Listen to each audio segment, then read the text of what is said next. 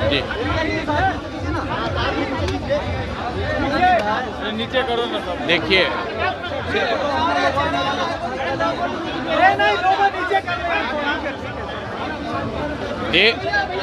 देश भर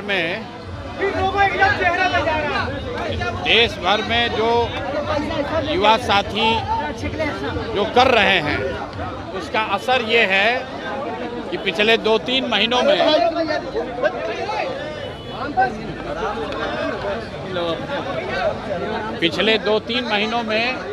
आप देश में लोकतंत्र की ताकत को देख रहे हैं। इसी बिहार में पिछले 3-4 वर्षों में जितनी बार कोई प्रदर्शन करने आया हो, चाहे समाज का कोई भी वर्ग हो, सब पर लाठी चली है। आज कम से कम लाठी चलाने से पहले सरकार या प्रशासन 2 बार सोच जरूर रहा है। ये लोकतंत्र की ताकत है और एक तरह से बेहतर बात है। छात्रों के जो जायज़ मांग हैं उस मांग को सरकार को मानना चाहिए, चाहे वो टीआरई का मामला हो या अन्य जो छात्रों के मामले हैं।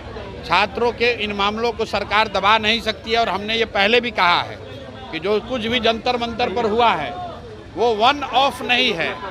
जो यहाँ पर शिक्षा व्यवस्था पूरे देश में शिक्षा का जो प्राइवेटाइजेशन हुआ है, कोचिंग संस्थाओं के जरिए व्यवसायीकरण हुआ है, उसके माध्यम से जो पेपर लीक हो रहा है और जो बड़े पैमाने पर बेरोजगारी है, इन तीनों 4 चीज़ों को अगर आप जोड़ेंगे तो युवाओं में एक बहुत बड़ा वर्ग है जो आज की व्यवस्था से खुश नहीं है। और अगर सरकार उनकी बातों पर गंभीरता से ध्यान नहीं करती है, कोर्स करेक्शन नहीं करती है, तो सड़कों पर छात्रों के आंदोलन आपको और आगे देखने को मिलेंगे। शिक्षा मंत्री तेजस्वी यादव को कह रहे हैं पहले 10वीं पास कर लें।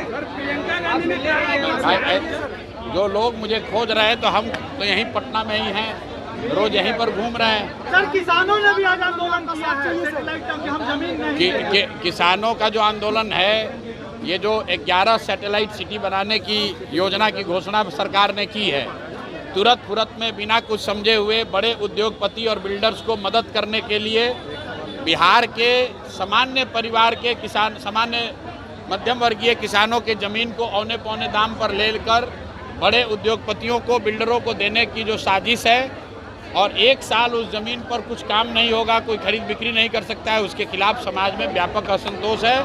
और ये हम जब ये सरकार कानून लेकर आई थी उस दिन से हम लोग कह रहे हैं कि ये बिहार में संभव ही नहीं है, सरकार इसको नहीं कर पाएगी, समाज में इससे असंतोष बढ़ेगा और बड़े पैमाने पर इस पर आंदोलन होगा। सरकार के लिए संभव नहीं है कि हजारों एकड़ ज़मीन अक्रॉस बिहार 11 बड़े शहरों के इर्द गिर्द इतनी महंगी ज़मीन, आपके पास सैलरी देने का पैसा नहीं, आप इतना ज़मीन एक्वायर कैसे करेंगे? और एक्वायर करेंगे तो किसानों को, भूमि धारकों को उनका मुआवजा मिलना चाहिए। ये कहने से कि ज़मीन का रीडेवलपमेंट करके आपको वापस दे देंगे, उससे ज़मीन का भाव बढ़ जाएगा, ये आर्गुमेंट पर कोई ज़मीन अपना देने वाला नहीं है। शिक्षा मंत्री ने बयान दिया है कि तेजस्वी पहले 10वीं पास कर ले, उसके बाद शिक्षा पे वो सुझाव देंगे बिहार सरकार। ठीक बात है। तो अगर तेजस्वी यादव को 10वीं पास देने का सुझाव मिथिलेश तिवारी जी दिए हैं तो हमको लगता है कि अगले कैबिनेट की बैठक में अपने मुख्यमंत्री सम्राट चौधरी को भी ये सुझाव देंगे कि तेजस्वी के साथ साथ सम्राट चौधरी भी अगली बार 10वीं का एग्ज़ाम दे दें।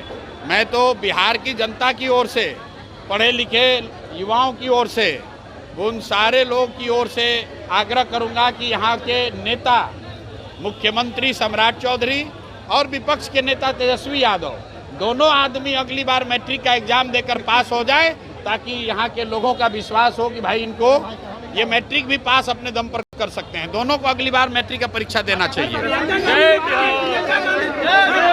प्रियंका गांधी ने कहा है कि 40 सालों में अभी तक बेरोजगारी दर बढ़ी है। प्रियंका गांधी ने कहा